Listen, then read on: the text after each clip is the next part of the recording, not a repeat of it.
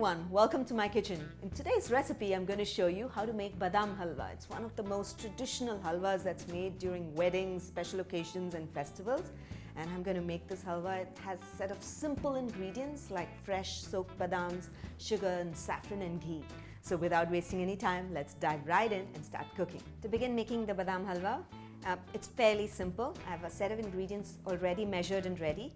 And the most important is the badam or the almonds. So I've soaked the almonds in warm water for about half an hour, 45 minutes. So in fact, what I did is boiled water and put the almonds inside and soaked it. So what this helps is, it helps us to peel the skin of the almonds really quickly and easily. So now that the almonds are soaked, I'm going to peel the skin and then we'll proceed to the next step. So peeling the skin when you soak the almonds is extremely simple. You just have to press it in and it peels out. Just press it in and the skin will just peel out. Okay. Now that I've peeled all the almonds, now it's time to grind them. So before I grind them into a powder, I'm going to put it in a cloth and dry it. I don't want a paste of the almonds when I grind. I want a coarse semolina style texture of the almonds so that it gets into a good consistency of a halwa. So just put a cloth and just wipe the almonds well, and so it becomes dry. There's a little bit of moisture, that's completely okay. I just don't want it to become like a chutney when we put it into the mixie. Okay, so now that we're done, I'm going to put it back into the plate and put it into the blender for grinding.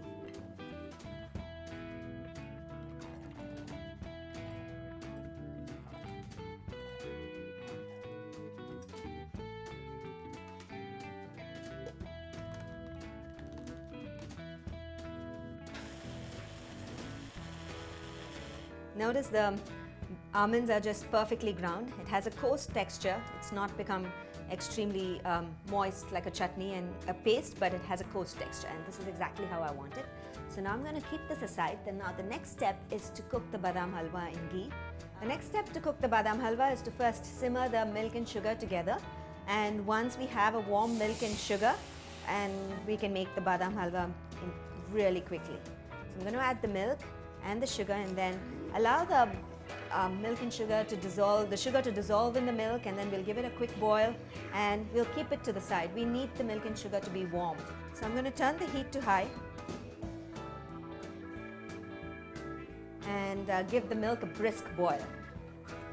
Now that the sugar has dissolved completely and the milk is boiling, I'm going to reduce the heat to low and keep the milk mixture to the side. I'm going to get another pan. We're going to be roasting the badam and ghee together. So I'll place a pan back on the stove, increase the heat. I'm going to add the ghee to the pan.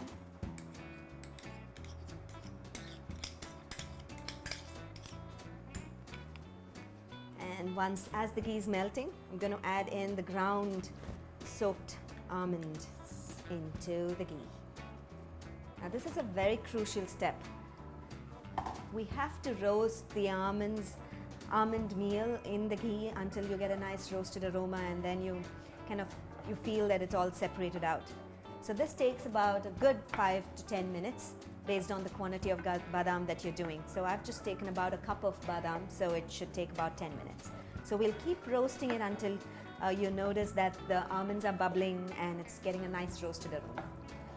Okay, notice that after about 7 to 8 minutes of roasting, the almonds have actually separated out and it's just come out beautifully. This is how you want it to be. Later it's going to become like a halwa when we add the milk. So it's just perfect. I don't want to cook it anymore. And once this is done, I'm going to add the warm milk into the pan. Just be careful, it's going to sizzle and it might splatter all around. So you have to just keep stirring it in.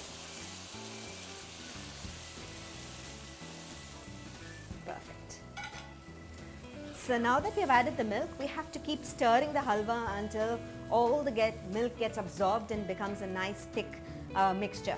A lot of times, people add a little bit of wheat flour or a little bit of corn flour into the halwa to thicken it and make it a little more a halwa-like consistency. It's personally your choice, but if you don't want to add any flour, you can just keep stirring it until it becomes nice and thick. And this takes another good 10 minutes. It's been about close to 7 to 10 minutes, and notice how that I kept stirring it. It's important that you keep stirring it while you were making the halwa, right? And it just comes off easily away from the pan, and it's got a just fantastic halwa-like consistency. This is how it should be supposed to be, right? And now, well, adding saffron is purely optional because the flavors and the taste from the almonds just comes out beautifully, but I like to add a little bit to add to the royal touch of the almond halwa, the Badam Halwa, right? So we'll just add in a few strands and we'll just stir it in. And that's it. The Badam Halwa is ready, and I'm going to just serve it and top it off with some slivered almonds, and that's it. Isn't that really simple? 20 minutes to make a Badam Halwa, and this would serve like about 6 servings. It's just fantastic. Great.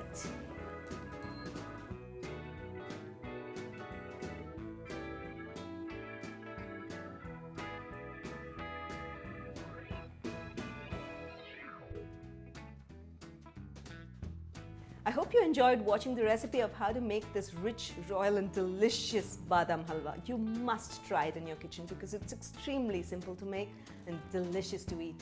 When you do try it, don't forget to share your feedback in the comments below because I'm always looking to hear back from you. And before you go, don't forget to subscribe to my YouTube channel because that's when you'll get updated on all the fresh recipes that come out every week from my kitchen. So until then, until next time, happy cooking and healthy eating.